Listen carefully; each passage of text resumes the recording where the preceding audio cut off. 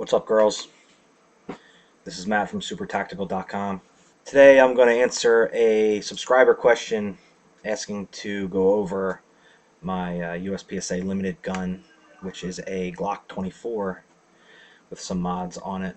Nothing too fancy, but it is quite a bit different, I guess you could say, than the stock Glock 24. So here it is. Bam! Hopefully the camera angle is okay.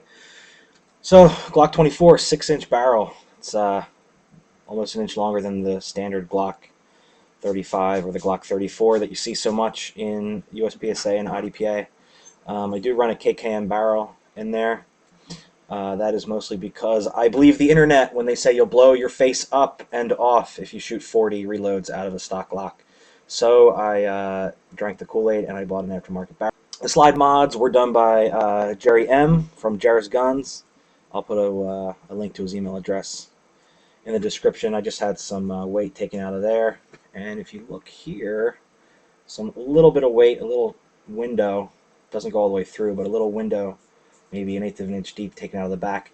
I blatantly and obviously stole the idea for the machining off of Gunworks' website, but I was not going to pay them to do it because they are ridiculous. So Jared did it for me. Another little small mod that you probably can't see is I did a little bit of undercutting on the trigger guard there, just for where my my favorite finger is going to go under the trigger guard, just to smooth it out a little bit. Under other mods, I can't even talk. The buck. Other mods on this side, bam. It's a JP extended mag release. I don't really need it because I don't have girly hands, Steve Lockwood. But it's nice to be able to reach it without having to kind of contort my forearm to get a better angle, so I can just quickly reach it, come out of my firing grip, I can hit it, drop the mag, reseat it, no problem. Another thing you'll see is I like to do this where the rules allow on my Glocks is trim down this slide release, because with my weak hand grip being so high, it'll lock that slide back if I use the extended release for sure. And even the stock release sometimes I can push up on and it causes the slide to lock back. So I machine that off, no big deal, and not machine it off, Dremel it off, and I can still hit it, no problem, push it down. Other relevant mods, that's a Dawson Ice magwell. This one's the brass one. A little bit of added weight in the gun. I also run a tungsten guide rod in the front here, which is a big waste of money because I can't tell any difference between that and the steel one in my Glock 35. So just get a steel one if you want to run an aftermarket spring. My two favorite mods in this thing, though, are the Vanek Trigger, which I've measured it out on this gun. It comes to about 2 pounds, just about exactly 2 pounds. And it has a real short trigger travel and reset. I'll try to get it here. So there's the travel, and then we'll ride the reset here. Click. There's the travel again. So that's awesome, 2 pounds. It's not a 1911 trigger. I've tried almost all of the Glock triggers, and it is the best one. I've tried the Gunworks one, which I did like because of the metal trigger surface itself. But it was a little creepy, it had a little bit of grit at the end of the trigger travel, and what I've learned since then is that that is actually because of their connector design. I bought a Gunworks connector just to use for a time, and it had the same travel. So in hindsight, I would like to have that metal, that aluminum wide trigger, and then run the Lonewolf connector, which I now run in all my Glocks because it's awesome. And last thing is Dawson Sights. The giant Dawson Sights. The front, I think, is a 305 height. It is a adjustable rear. What kind of angle can we get on here?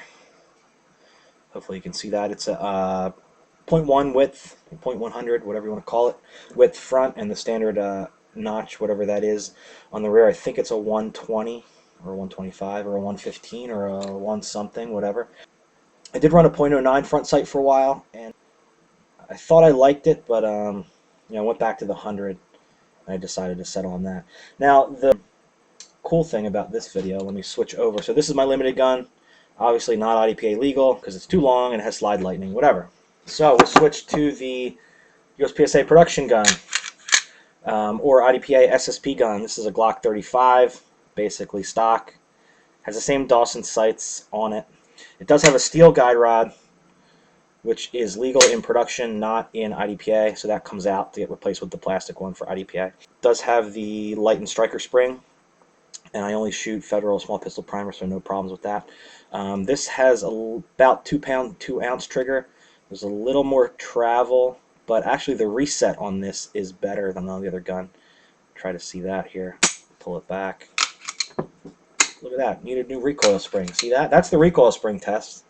The gun is not in battery. So that's interesting. I haven't shot this gun in a while, so I'm going to have to do something about that. But if you watch the reset here, real super short. That is awesome. I really like this gun. Now another cool thing that I do, because I shoot some IDPA and USPSA, you know, whatever's going on that weekend, I will try to get out and shoot. I like to shoot ESP in IDPA, but this is not legal. So what we do is we take that and we take that. Bam, IDPA ESP gun. Now technically this is not legal because the mag release button is too big and this is a brass magwell. So I have spares for both of those. When I switch to IDPA, I run the aluminum Dawson magwell, and I run the stock Glock 35 extended mag release with the sharp ass corners taken off because they're nasty. And we run the same chop down slide release because I like it. Oh, and another thing I didn't mention, I run the Dawson, that's a lie, the True Grip from EricWesselman.com on the left side of the grip only. I run that on the left side. That's where most of my pressure is coming from, my weak hand grip.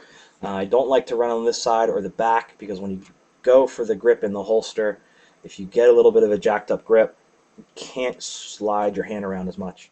But I like to have this right here is the most important part of the gun for the grip. That's where the chubby part of the hand right there is putting pressure on the gun to lock it down and recoil. So that right there is pushing down. Shut up, dog. Jesus Christ. So that is pushing down, slide over in recoil. That's my grip. And that part right here has the grip tape on it, along with the rest of the left side of the panel. But that is what keeps it, hopefully, not moving around too much in recoil. So, ESP gun, went from the limited gun to the ESP gun. You saw the production in the SSP gun. Next, although I don't shoot this division too much, but here we go. This is my tactical Timmy gear. This is my carry piece. This is a Glock 22 Gen 2 police trade-in, which was totally beat to hell. And so the slide out had the Trijicon RMR milled into the slide. And, oh, I guess I should mention the most important thing. It's a full-size Glock cut to take Glock 27 mags. So this is a great carry piece. It doesn't print, has a very short grip, but it's a full-size slide. It doesn't recoil quite as much as a shortened, you know, a Glock 27. The only thing I don't love about it is the Gen 2 pistol is slippery. It's a little tough to hold on to sometimes. But this is my carry piece, and then what we'll do is switch this off. Bam! Now that's this was for the first match of the season. This was my open gun, just the stock barrel and the dot on top of my limited gun bottom end. I do have a KKM barrel and comp that I run on here. I'm not going to install it because I don't feel like threading the comp back on and all that jazz for the video. But it does have a comp on the end here and the KKM barrel. You could see when I'm shooting open. I'll post a link to some open shooting videos in the description. But yeah, it actually comes out to be a decent open gun. It's not ideal. It is a 40, which again is not ideal, but I get 24 in the mags. 24 plus 1 to start a stage is not bad at all. I did win the only match I shot with this gun against a pretty good masterclass open shooter, so who was running an STI. So the slide mounted optic is not a problem, and the 40 cal is a little bit of a downside as far as capacity, but it is not really too much of a of a detriment as far as shooting speed and all that jazz. I like the big holes that they make in paper with the 40. Oh, I forgot to mention, the slide coloring was done by Norton Gunworks. Justin Norton out of, I forget where, Wisconsin or Idaho or one of those shitty states that nobody wants to live in. He did the slide coloring. That's Cerakote, burnt bronze flavor. They were running a Christmas special back in December for a pretty ridiculous price for slide refinishing. I think it was like $40 for just the slide, so couldn't pass that up. Wanted to coat the machined parts over so it wouldn't rust or anything like that. There is my setup video. If you want to be just like me, you just have to buy 3 Glocks and you can build 7 different division competition setups. I guess it's actually 6 different divisions plus a carry gun, so it's limited and limited 10, which doesn't really count. So it's limited with this guy.